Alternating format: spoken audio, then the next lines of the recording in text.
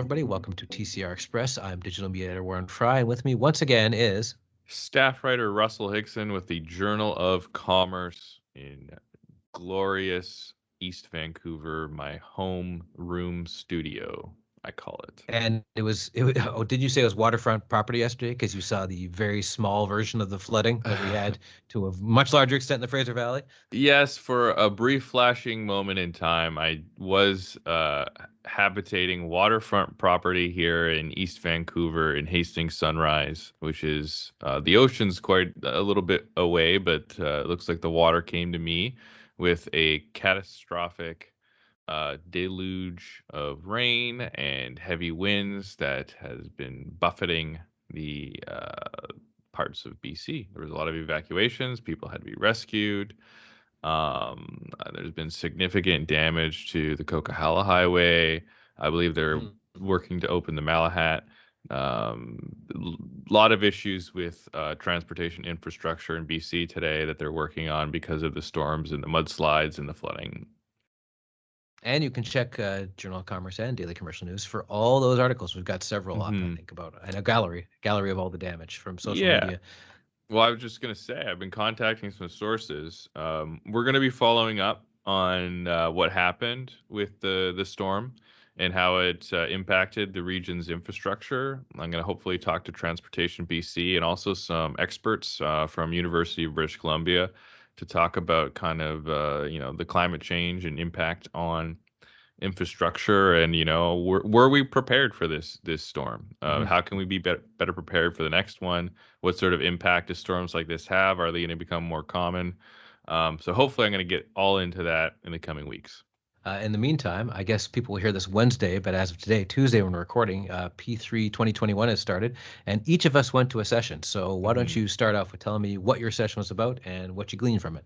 Yeah, I had an all Indigenous panel that I attended. It was fascinating. It was about, I heard from a group of Indigenous leaders who talked about how their nations are partnering or leading or wholly owning green infrastructure projects, in Toronto and BC, or I guess, sorry, in Ontario and in BC. And it was really fascinating to hear directly from the people who are, in leadership positions in Indigenous communities talk about, what are their partners, their business partners, their project partners, what are they doing right? What are they doing wrong? What has been their experiences working with partners? There was one moment that really struck me that was interesting where they talked about how duty to consult was often seen as a box to check. And a few of the panelists said, one person said they were out having a cigarette one time and someone came up and just had a brief chat with them. And then months later, they saw it in a duty to consult document report. Yeah. And they're like, I watched the panel too, and they were not impressed with that. No. And then another one said, they were at a grocery store, they bumped into somebody and had a brief chat, and they used that as evidence of consultation because they said some partners, some people, it's just another box to check, and it's not being done with sincerity or integrity, and that frustrates them. And so then they talked about how, people are doing stuff right, like LNG Canada and others came in very early in the project, got to know the community, educated the community, not just the leaders, but the entire community, the members, about what they want to do and how it's going to benefit. It was really fascinating to hear the Indigenous panel's perspective. So, yeah, it was good. My panel was all about Canada's hospitals and how they're going to innovate and adapt after COVID-19. The first half of it was basically people explaining what they did during COVID-19, which was you've designed this hospital, but all of a sudden you actually just have to reorient everything. You have to have people, you have to basically give up staff lounges, even though they need a place for, a mental break at some point, because that has to be used for something else, spread everything out. There was the whole process of, we need to use this parking lot now to vaccinate people. All these spaces were being used for what they were not intended to in the first place, which led them to go, okay, when we build new hospitals with P3 or any other design form, how do we account for this? And one of the things they talked about was technology, about how, you can monitor now sensors in a patient's room. That means you can fix, or at least time out of time when you can fix equipment that's failing or not, not responding properly without having to go in there and maintain it all the time or go on a Right. schedule. You can do it remotely. And the other thing is you can design these things remotely. They were talking about a project in Newfoundland where they're building this hospital, but the actual hospital is being designed in Newfoundland, and people in Toronto are using mixed reality headsets to sort of walk through the hospital at the same time and plan things out, Wow. which they tied that into how we're all used to going online for Zoom meetings now. We've done that over the last, whatever it is, year and a half, 2 years, millennium, it feels like, and how that's being applied to everything else. And Glenn Landry, he's the vice president of innovation and R&D for the Plan Group.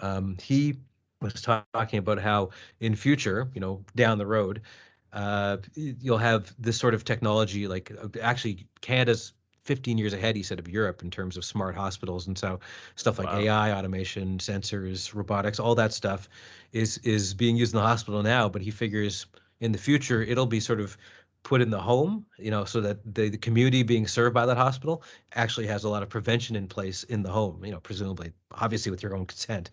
but it would be sort of, that would be, so you'd be able to tell ahead of time. So if somebody's elderly and there's signs that they might be suffering from something, all this stuff is in place, and you've worked out all the kinks in hospitals before then to have it sort of extend outward, which is an interesting idea.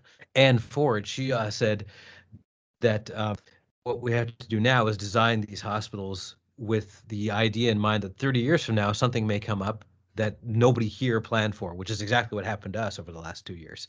so, Right. so how do you make hospitals adaptable now so that 30 years from now, they're adaptable and malleable enough that whatever this new crisis is, you can work around it at least better than you could before. So that was all very interesting. Yeah, designing a hospital for when the space bugs from Mars attack, but you don't know about it Exactly. now. So you have I to mean, we have, know I'd what's assume going you'd to have to happen, have but quite the when and how. imagination to plan something like that. Ex- Exactly. And we're not the only people to cover P3 this week. Daily Commercial News staff writer Angela Gismondi covered Howard Ashcraft's keynote. He's a partner at Hanson Bridget LLP, and his keynote was called A Global Look at Major Projects. What does history and experience tell us about the best approaches for the future? In his address, he said, if we remember one thing from his presentation, it's this: the structure of a project affects behavior, and behavior affects outcomes. He talked about the importance of collaboration, relationships, and the benefits of the integrated project delivery model. Some key takeaways include procuring for performance, structure for outcome, engaging everyone, reinforcing relationships, creating transparency, supporting dialogue, and of course, measure, report, and validate. And Don will be covering a P3 session later, but he recently wrote about a new report for the Residential and Civil Construction Alliance of Ontario on the economic arguments supporting construction of Highway 413. The controversial new 400 series route would run from the Highway 401-407 interchange in Halton to Highway 400 in Vaughan with an estimated price tag of $4 billion to $6 billion. The RCCAO said the project would support up to 8,000 jobs annually in construction and other industries over a 5-year construction period, generating up to $2.3 billion of earnings for workers in Ontario and enabling 600 new apprenticeships. Quote, we wanted to make a case that this highway is desperately needed in the province, unquote, said RCCAO Executive Director Nadia Todorova. Quote, we've been calling it the highway for the future because it really is infrastructure that is going to be addressing the future growth needs of the province, end quote. But there is strong opposition. On November 13th, hundreds of protesters showed up in anti-413 demonstrations in Bolton, Holland Landing, King City, and Mississauga, organized by such groups as Simcoe County Greenbelt Coalition, Sustainable Mississauga, and Environmental Defense. The municipal governments of Halton Hills, Halton Region, Vaughan, and Mississauga have passed motions opposing Highway 413. That's it for TCR Express this week, but if you'd like to hear more of this or our Friday podcast, you can hear us on Spotify, Apple Music, or Amazon Music, and at the Daily Commercial News and Journal of Commerce websites. Thanks for listening, everybody.